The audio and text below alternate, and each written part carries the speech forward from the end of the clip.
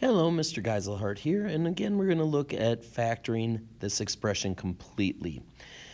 The first thing we always want to do when we see an expression we want to factor is see if there are any common terms.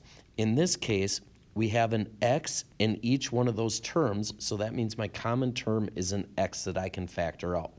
When I divide each one of these terms by x, I'll be left with x squared plus 4x minus 32.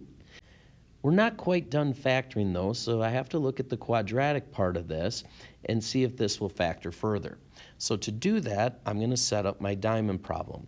I take the x squared times negative 32, and I put that on top, so negative 32x squared.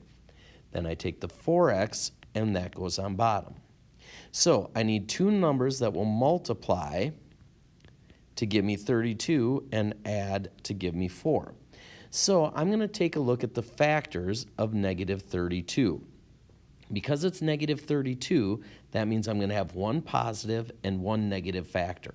So we could do 1 and negative 32, or negative 1 and a positive 32.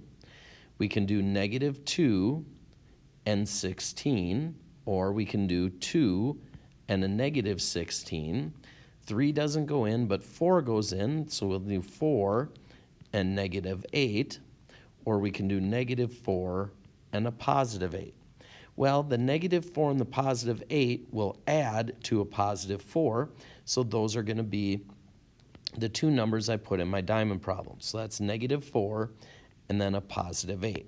So now I have to set up my generic rectangle. When we set up our generic rectangle, I have to go back to the original equation, and I'm going to put an x squared here, or actually not the original equation, the one after I factored out a common term, and then I put the negative 32 here, which is coming from this number here. Those two should have x's. So then I put the negative 4x here and the 8x here. It doesn't matter which one you put where. I could have put the 8x here and the negative 4x here. It won't change my final answer if I do it this way. So now I need to figure out what the factors are. So I'm going to put x and x because x times x gives me x squared. So now I say x times what number gives me negative 4x, and that will be negative 4, and x times 8 gives me 8x. So now I have my factors. My factors are going to be, first of all, the x that I factored out first. Then I have this term here, which will give me x minus 4.